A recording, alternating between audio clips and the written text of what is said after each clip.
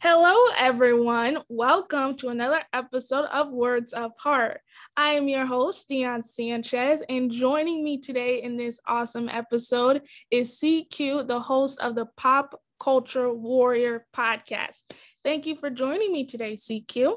Thank you for having me. Awesome. So, CQ, if you could kick off this episode by telling my audience a bit about yourself, that would be great. It's a very vague, large question. There's a lot to me, and it depends who you ask, honestly. But in broad strokes, and we can get into whatever topic you'd like, but in broad strokes, I joined the Army at 18. It was in the infantry, airborne infantry. So I jumped out of planes and shot people. It's kind of my career. And I was part of the combat jump into Iraq in 2003. And I spent a year in Afghanistan in 2005. I should have spent a year in Afghanistan in 2005. Made it 6 months through that deployment. I was shot 5 times during combat operations in Afghanistan.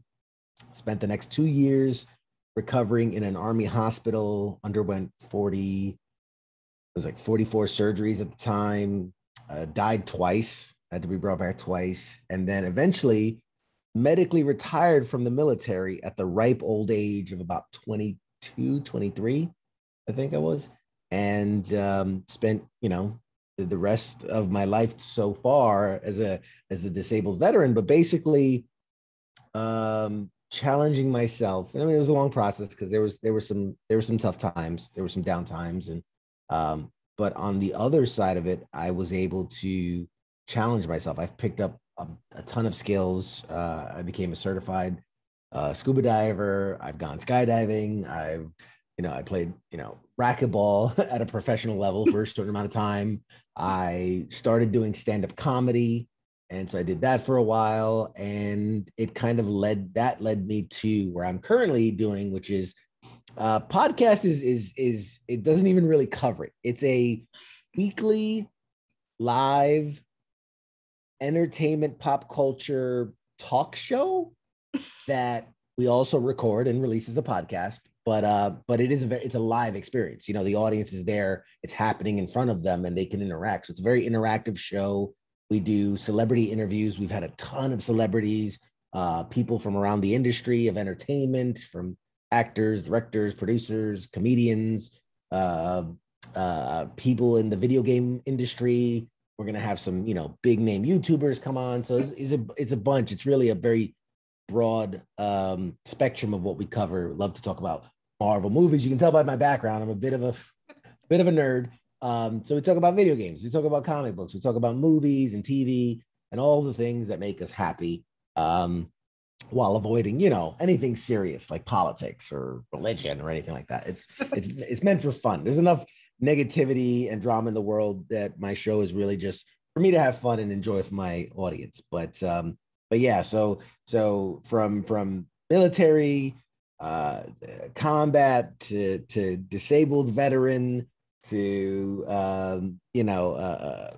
really suffering from PTSD and depression, anxiety, to kind of finding myself and becoming a mentor for others. I help run a support group for disabled veterans. Stand-up comedy, sports. I mean, you name it. I've really tried to.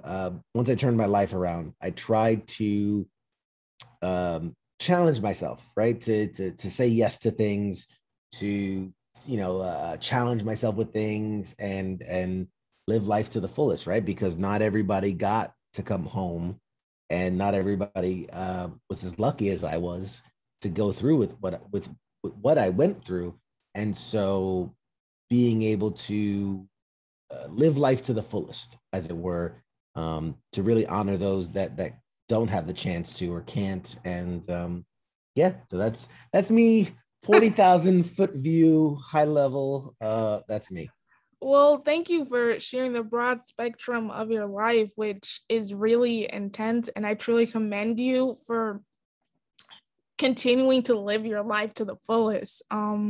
You've had many brushes with death, considering the military and PTSD. And I'm pretty sure that took a tremendous toll on you. And you completely ignore this question. I don't know if it's emotional or a sensitive topic, but do you still have issues with PTSD right now, considering obviously the world is really negative with the pandemic and everything. We're isolated in our homes, and I'm sure a confined environment for anyone suffering with PTSD may be a bit challenging.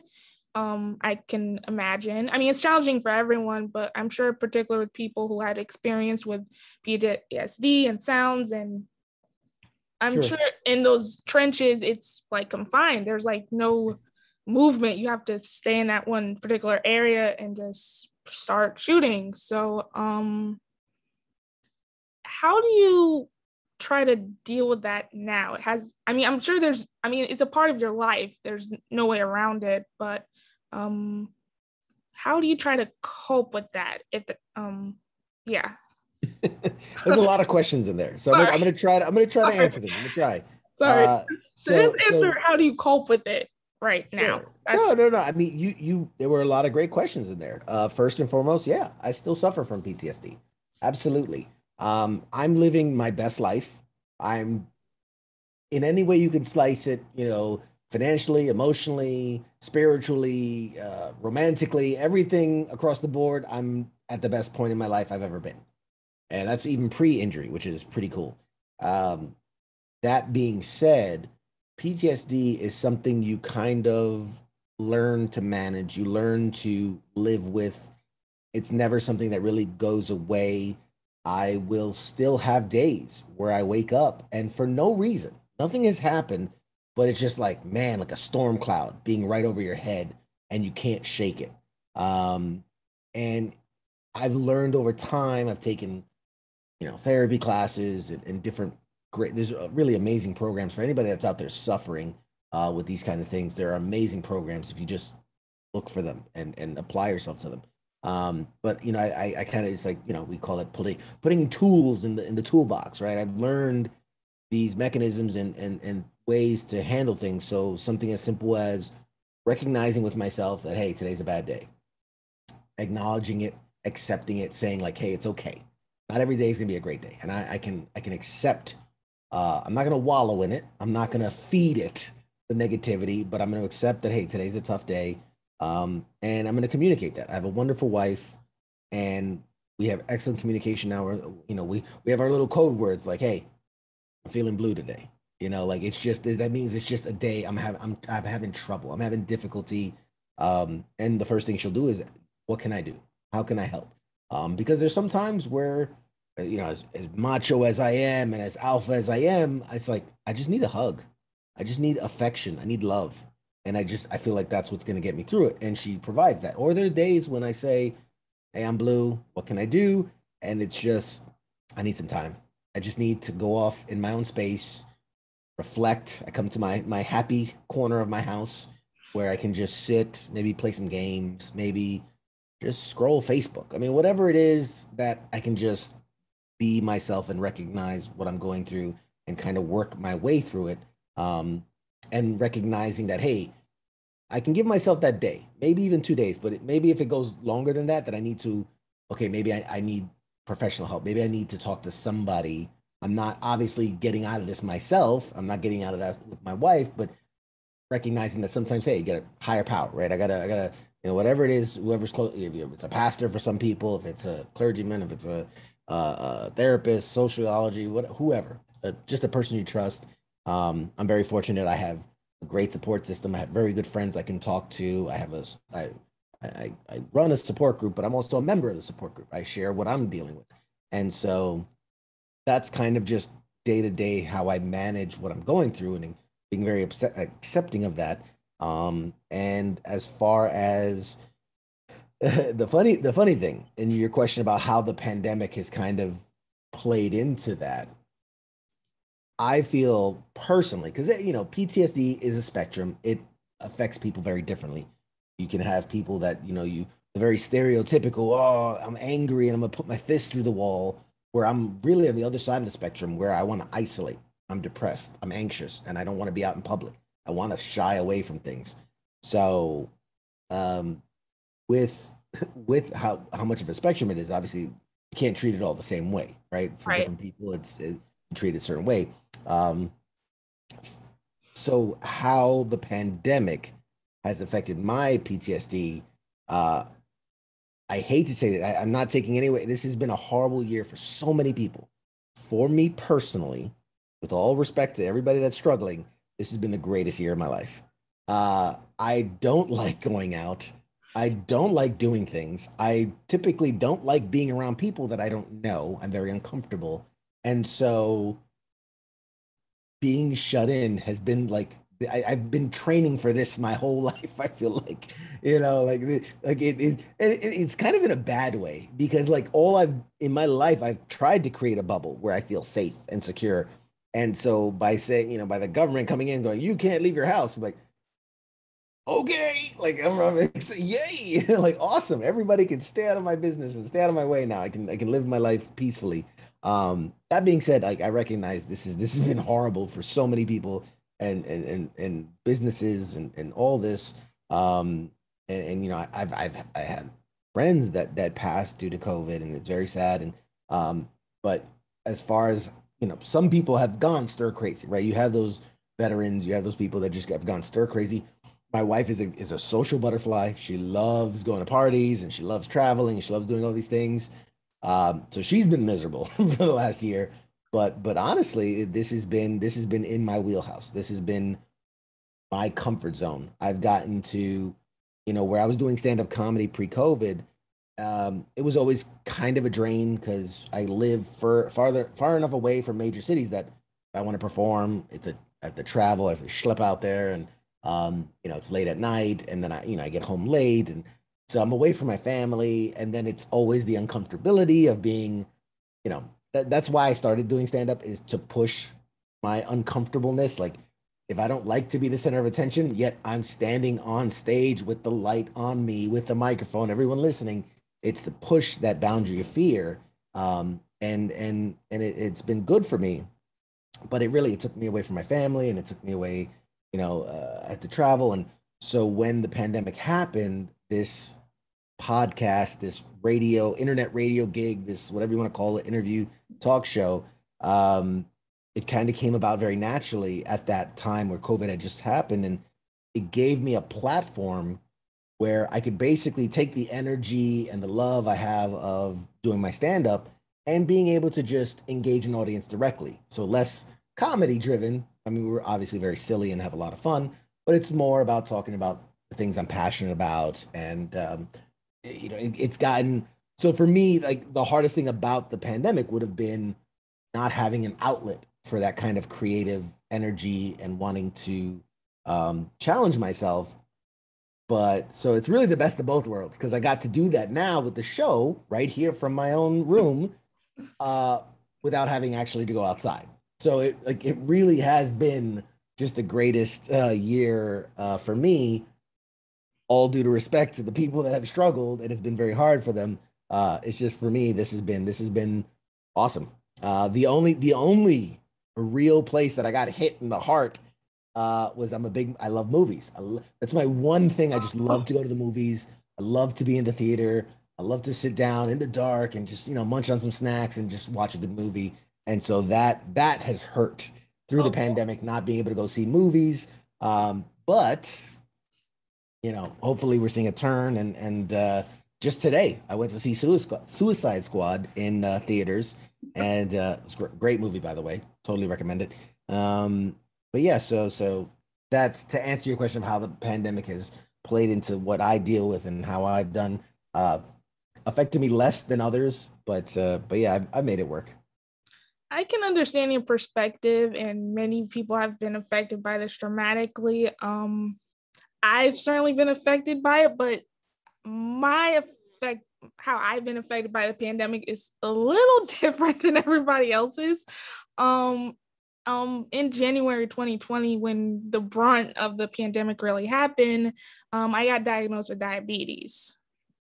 So this virus that can potentially kill us, and I get this self-diagnosis all out of the blue.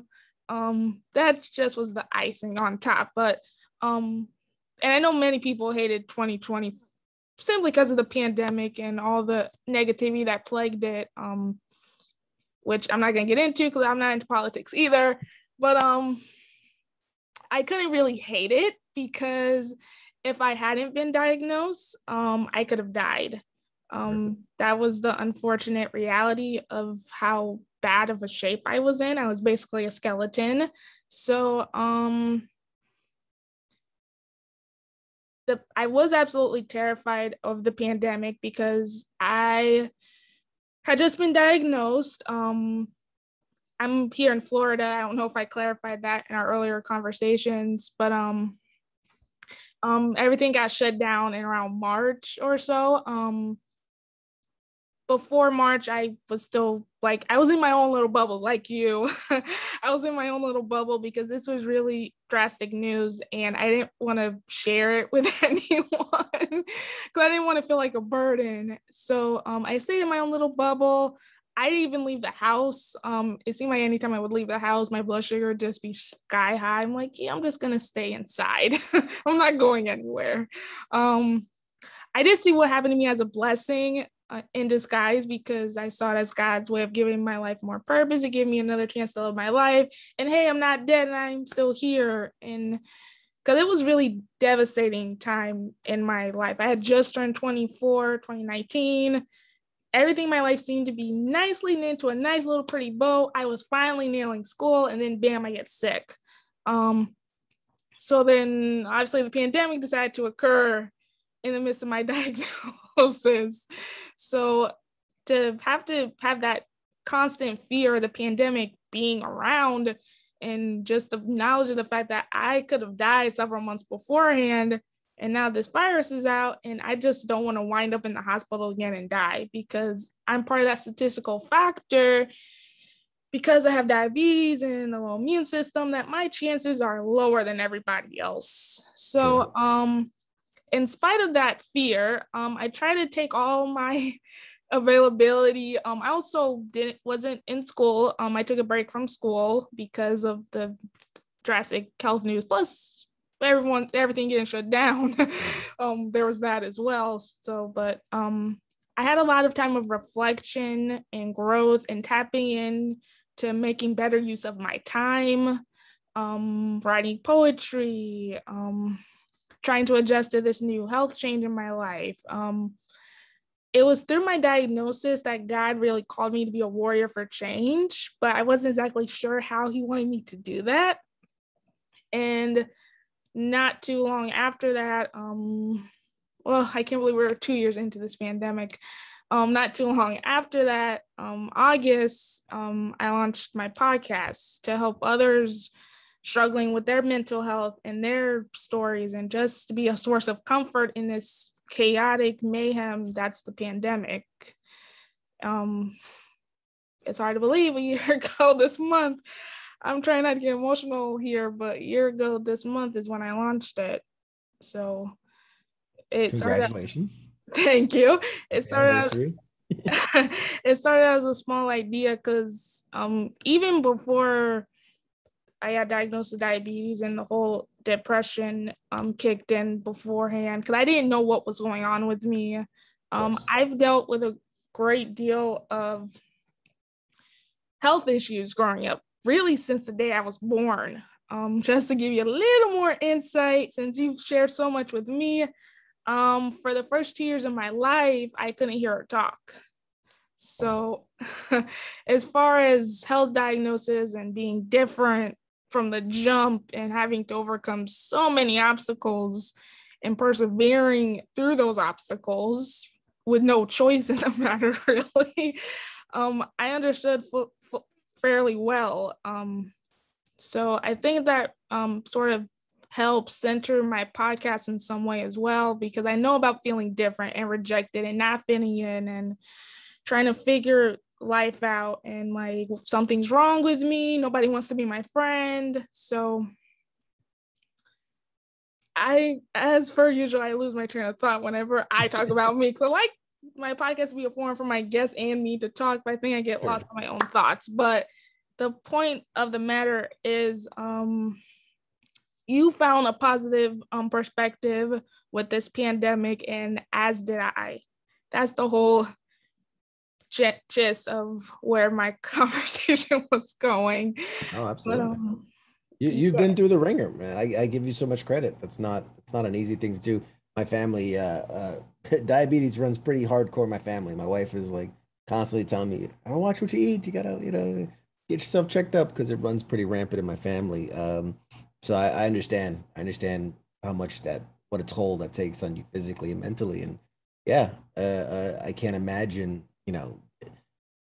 we have some close friends who are, immunocompromised, whether it's Yeah. asthma or different things. And it's like, as much as it's been like for me, like, oh no, I don't want COVID. Like the odds are I'd be fine if I got COVID. The odds are in my favor that I'd be okay. Like there are so many people where like this is literally life or death. Like if I get COVID, I'm probably gonna die. Like it's serious. It's very serious. And so I've had a lot of good friends who, we for months, the people that you get together with weekly, and now for months and months and months, we didn't even see each other in person because it just oh my God, I'd feel like the worst person ever if I somehow got COVID and then passed it on to these people that are, immunocompromised. Right.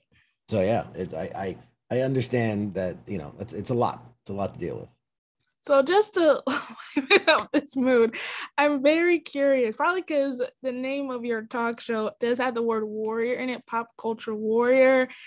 Why give it that name? I'm curious how you came up with that name. I mean, obviously you're a warrior in itself, considering all you went through and coming back to life, which, oh, that is a miracle.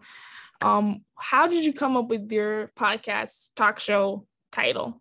Yeah, the title itself, man, was funny enough, the hard part.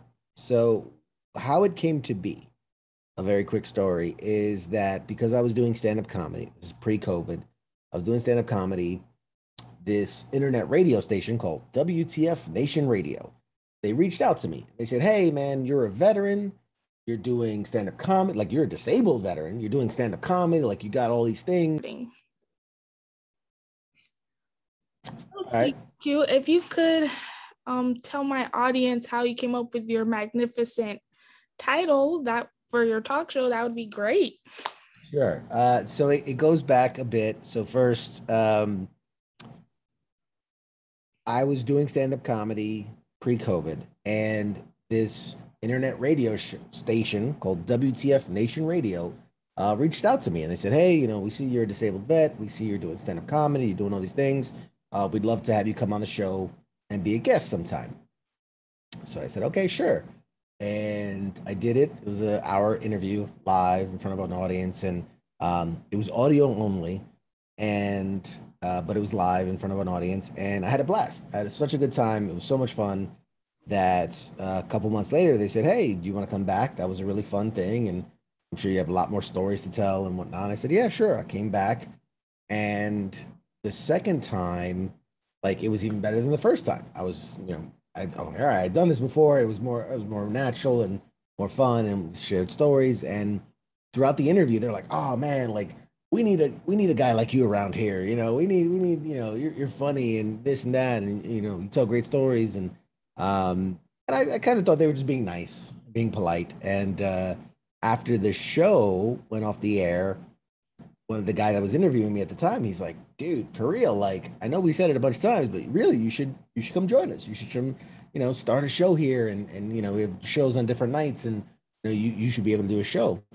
And I thought about it for a little bit, and then eventually I reached out and I said, "Hey man, I'd love to do a show." Um, and but I didn't know about what. And so we just kind of went back and forth. And I said, "Well," they're like, "Well, what are you passionate about?" And I said, "Well, I love Marvel movies and I love video games and I love all that stuff." And they said, "All right, that's your show then." Like, because we have a show that's geared towards kind of military news. We have a show that's kind of just, we call it Friday Night Freedom. It's just a grab bag of just fun, crazy stuff. We have the Monday edition. We have Sergeant's Time, and so there wasn't anybody doing kind of what I wanted to do, which was just talk about movies and talk about video games, and talk about collectibles and all these kind of things, and do interviews with, people in the entertainment industry. And so they loved it. They said, let's do it. And actually getting to how the name came about, that was really the hardest part of the whole process, was coming up with a name for it. And I mean, because part of me wanted to acknowledge that I'm a veteran. And some of it was like we threw around ideas like the smoke pit, or smoking and joking, these things that are kind of military references, not so much civilian, but I didn't want it to be so obscure that people couldn't see the name and realize what it is we did. So literally, I mean, I remember we workshopped like 100 names, and it would either be too veteran, too military, or it would be too geeky without any reference to the military. And finally, I was like, I don't know, man, just like it. I'm a wounded warrior, and it's my pop culture. And then so we were like, well, maybe pop culture, wounded warrior. And then it was like, we just shortened it down. It was like, you know what, screw it. It's a little on the nose, but pop culture warrior. Just I'm a guy. I was in the military. I love talking about pop culture. Boom. It is what it is. I'm not that creative. I'm not that clever. So yeah, that's how the show came to be, and it worked out perfectly when it did. I mean, because we launched like the middle of February last year, and then like you said, by March everything was shut down. And so the funny thing about it is, when I was talking about wanting to do the show, like, oh, what do you want to do? And I said, well, I want to talk about movies, I want to talk about comics, I want to talk about all this stuff. And the guy who runs the station, a bit older guy, he's like, well, do you think you could talk about that weekly? Like, there's enough news about that stuff weekly? And I was like, oh my God, yeah. Like, there's 10 stories a day on what movies are coming out in TV and comic books. And then wouldn't you know it, a month later, everything shuts down. No movies, no TV, no comic books, no video games, nothing new was announced. Like, the first 6 episodes were just me going, so Black Widow got canceled. So this show got canceled. This show has got pushed back. And I know next month we were supposed to see this movie, but that movie's gone. And it was just a lot of that the first couple of weeks. So I mean, it's funny the way it did, but it forced me to really mine for gold for as far as entertainment and what we're going to talk about. I really had to dig deep, which was cool. It wasn't as easy as I thought it was going to be, because, hey, Marvel news alone, there's like 10 stories a day, and that's just Marvel. So yeah, it's been a labor of love, but it's been a lot of fun, and we've been very fortunate to get some really big guests, and we got nominated for the 2020, our first year in existence. We got nominated for a podcast award in entertainment. So we didn't win, but I think we made the top 5, I think. So, it is what it is. Well, since I'm a massive nerd at heart as well, I gotta ask you, because I've asked this on past episodes, but I feel like you can do it justice considering the memorabilia in the back of your room. Are you on the light side of the Force or the dark side of the Force? Yeah, man. As much as I love a good bad guy, if I'm being honest, I'm a goody in the sense that I'm a people pleaser. I want to help people. I just that's how I ended up running a support group. It's just, I naturally want to support people and help people. So as much as I think it's fun to be the bad guy and you can really, let your hair down. Yeah, I think if I were, on the a Force spectrum, I think I'd be on the light side. I'd be pretty far. I'd be pretty blue. Awesome. I actually have like this little joke on Twitter, or I guess it's a joke I've inflicted, but people have just gone along with it, is to like be a podcast Jedi, spreading awesomeness into the podcasting universe and galaxy. So just spreading good, awesome forces Absolutely. to everyone. I just got that Stormtrooper helmet actually not that long ago. That's an Imperial Stormtrooper Black Series. Very, very, very good collectible. So I do gotta ask another thing though, because the nerd at heart is speaking to me right now. Go for it. Have you seen The Mandalorian? Of course. Of course. Hey, let me first, I'm the kind of person that pre-awesome superhero stuff, I was watching all the bad stuff. You know, I've watched all the bad superhero movies, right? Even going as far back as like the TV movies. So like when Dolph Lundgren was the Punisher, you know, like the terrible Captain America that we had, the TV show, like I've watched it all. I saw Catwoman starring Halle Berry, as terrible as that was. So I've seen everything because growing up, I was such a fan of comic books and that in those stories, I always said to myself, regardless of if it's good or not, I'm going to see it. I'm going to support it because I wanted to get to a day where comic book movies were taken seriously. And I knew if I was just patient, eventually they were going to make a good one. And man, has it been a nice 10 years ish of good stuff. But yeah, I stuck around for some of the bad ones. But yes, Mandalorian, to answer your question, phenomenal series. Phenomenal series. Very excited for season 3 when it comes. And I know they're doing a bunch of spin-offs with the Book of Boba Fett, the Ahsoka Tano.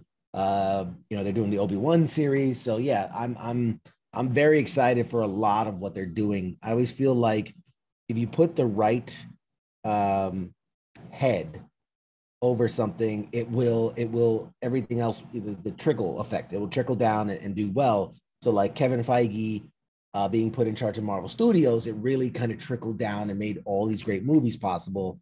For the Star Wars guys, Dave Filoni, who has been around a lot of the Star Wars stuff, broke his teeth on, the Clone Wars show and all those, like really has such a passion for the work and knows it inside and out and like bleeds and sweats the stories that him now being in charge and doing a lot of stuff. And he's directed a couple of the episodes of Mandalorian and he's kind of in charge of the creative, like what they're doing, kind of like he's the Kevin Feige of the Star Wars side of the universe. And they're doing a great job. They really are. Whether you like the animated stuff, the CGI stuff, the TV stuff, the movie stuff. I know the movies have been a little hit or miss. You know, some people like them, some people hate them, but overall, I mean, it's great content. It really is. Definitely awesome. It's probably the best thing I've shared with my dad, honestly. He's exposed me to a lot of films. Star Wars has been like a pinnacle movie that anyone in my family has seen. So Awesome. It's absolutely awesome. Were you surprised at that? How did you react to the ending? You can spoil it. I've seen it. Yeah, I mean, at this point, if you haven't seen it, I mean, you're not gonna. No, the fact that I mean, it was definitely a surprise. It was definitely a surprise. I don't know, because I'm of two heads on it. That's the thing. Like like there's parts of me that like I love it. I love it. Pay tribute to the mighty Luke Skywalker coming in and saving the day and this and that. But then there's part of me that really feels that one of the things that makes The Mandalorian such a great show in the Star Wars universe is that it really has nothing to do with Jedi. Like, I mean, obviously the child, he's force sensitive and whatnot, but like this is a story. Like because you think of all the movies and all the content, it's like it's really all around the Skywalker family and the Skywalker saga.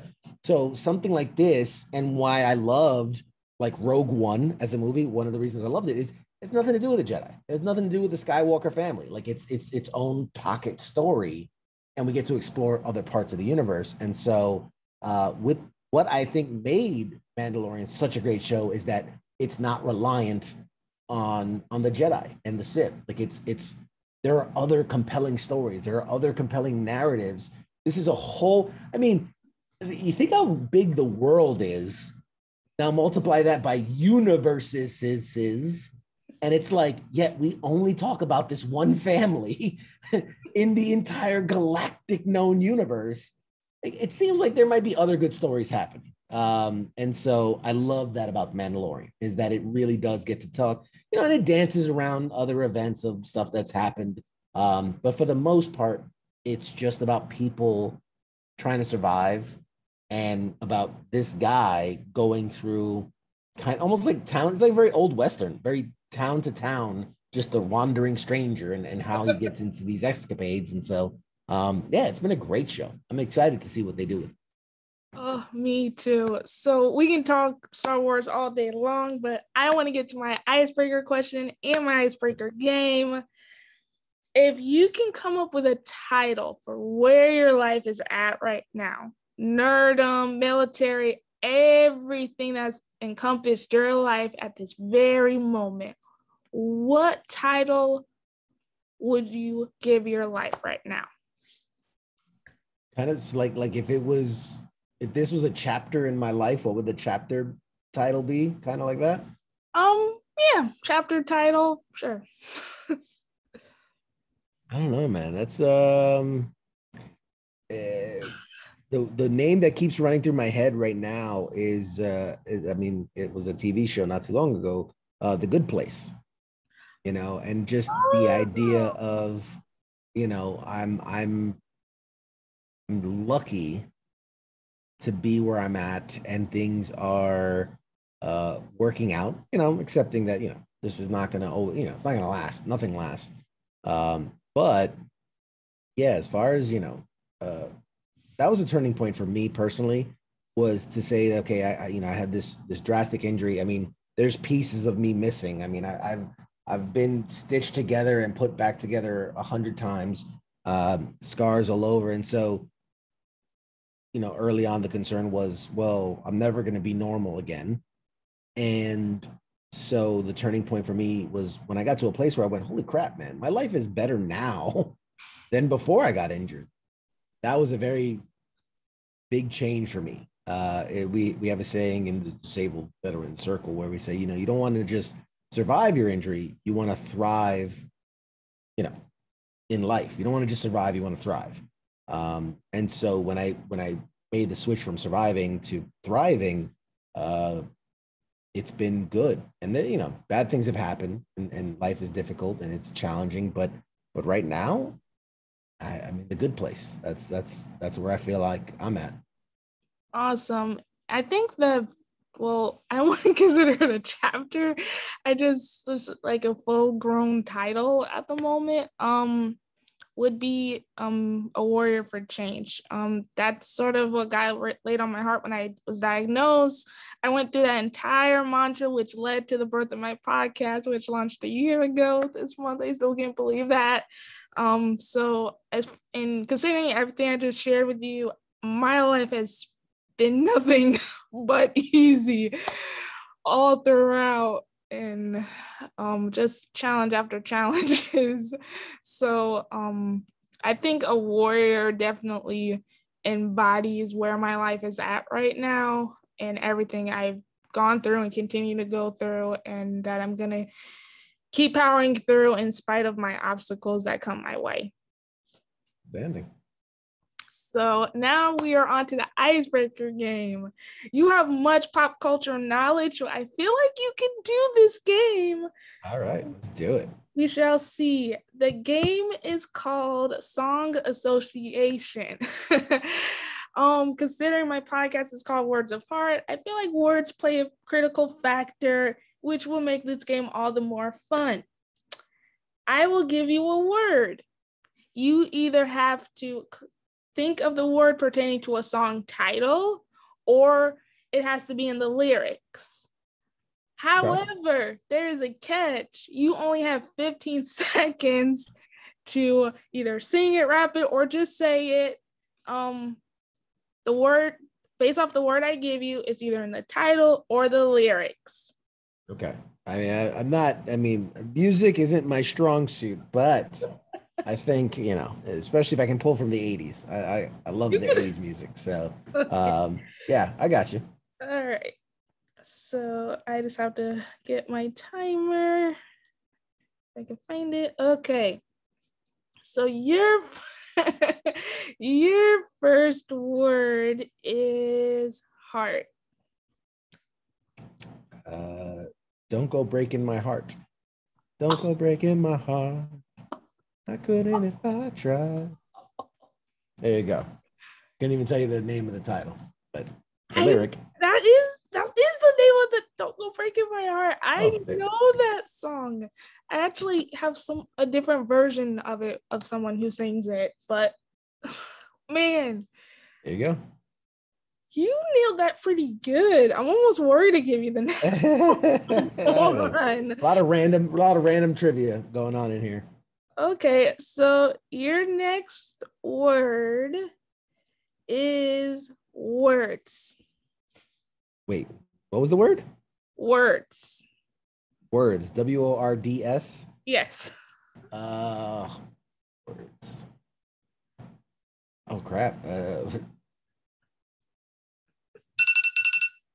Yeah, I'm trying to think what so like it seems like something that would be in a lyric. Words that would be in a lyric somewhere. You got me on that one. That's that you stumped me there. Okay. Well, I think you can get the next one. I changed it earlier today, so because I feel like the third one people was having difficult with it because it's not. It's a common word, but I guess it's not like common in music all that much. Okay. So hopefully you get this next one. So your last word is hope. Hope. Um, Son of a gun, man. Uh, like I feel like there's hundreds of songs with hope in it, and I just drawn. I nailed the first one so well that I just completely drew a blank on the last two. Yeah, hope. Uh, I I don't also know, need to man. come up with a new third word because I No, like I hope. mean that's good, and I'm sure somebody who's way more into music than I am would probably nail this. Like I said, most of my music knowledge comes from like the 80s, 90s, and like maybe early 2000s. Like I don't know. I stopped listening to music like I don't know after like Christina Aguilera became popular. I don't know, but that was fun. That was fun. See, I knew it would be fun. And you like nailed a song that I actually knew. So I found that to be awesome. CQ, as fun as this conversation has been, and I'm having a chuckle of a time doing this, we're at the end of this awesome episode, unfortunately. So the force of awesomeness cannot continue. Could you share with my audience links to your show, your social media, how they can get in touch with you, for those who may want to geek out with you and all nerds of fandom? Yeah, absolutely. And I mean, the party does continue just over at my channel. So come on by. No, so Pop Culture Warrior, the live show, is every Tuesday night, 9 p.m. Eastern. You can find it live on Facebook, YouTube, Twitch, Twitter, our website, WTFNationRadio.com. So anywhere, if you just look up Pop Culture Warrior, literally anywhere you can find me. So we're Pop Culture Warrior on Facebook, on YouTube, on Twitter. I think on Twitter it's actually like CQ underscore WTF. I couldn't get Pop Culture Warrior in there for some reason. So that's the only one that's different. But our Instagram, our TikTok. I mean, my God, I feel like I'm way out of my league in TikTok, but I'm trying. So yeah, absolutely. It's a live show. If you can't join us live, it's a 2 hour show. First hour, we do like news and headlines and just fun stuff. Second hour, I usually do an interview. If you can't join us live, obviously every episode is recorded. It's archived. So wherever you like to watch, there's previous episodes on YouTube, previous episodes on Facebook. We do release it as a podcast. So if you like it as an audio only podcast, just go to wherever you get your podcast, WTF Nation Radio. is who releases the podcast version. And then it's the episodes of Pop Culture Warrior. It's a really fun show, man. I highly recommend it. Whether you like to know about what's going on in the world of pop culture, or if you just like the interviews. I've had incredible guests from Clark Gregg, who was Agent Coulson in the Avengers. I've had comedian Louis Anderson, Matt Eisman, TV host for American Ninja Warrior, Eddie McClintock, who was the star of Warehouse 13. I mean, like the list goes out. Like it's just a litany of guys. Colin Mockery from Whose Line Is It Anyway? So from TV, from movies, I've had directors, just really, really talented people. Everybody has such a unique story. That's the one thing I love. I don't care how many actors I've interviewed, comedians I've interviewed. None of their stories are the same. Like everybody has such a unique story. One of the craziest interviews I had was Efren Ramirez, who was Pedro on Napoleon Dynamite.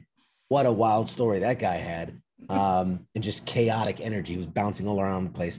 And literally the next couple of months, we're going to have some phenomenal guests. I mean, huge names that I feel like we have no business having them on our show. But they're going to be on the show. And we're I'm booked with guests up until, my God, I think October. And then we have a bunch of like maybes for November and December. So that we're just locking in. So it's really a fun time, a cool time to kind of come on board, check out the show. It's very engaging. We interact with the audience.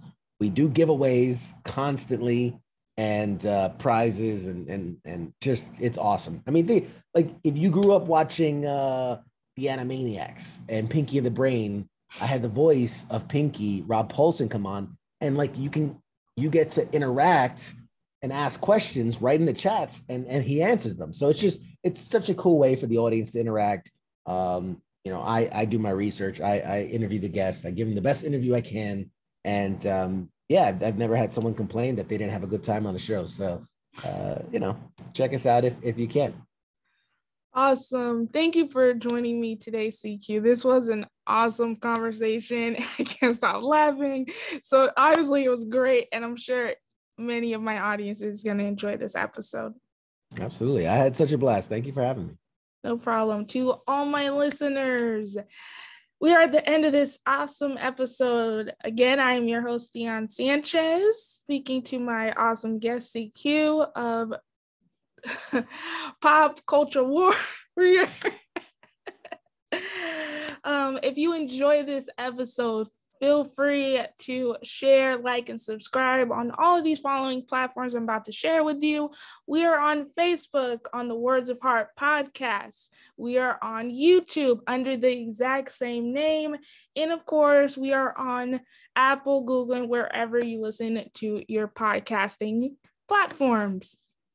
However you choose to listen to us, please do not hesitate to share your thoughts as to how this podcast has resonated with you or any other episode for that matter. And yes, thank you for joining me today. Stay healthy, stay safe. Don't be afraid to speak your mind, your heart. Again, we're all human and we all need to be there for each other at the end of the day.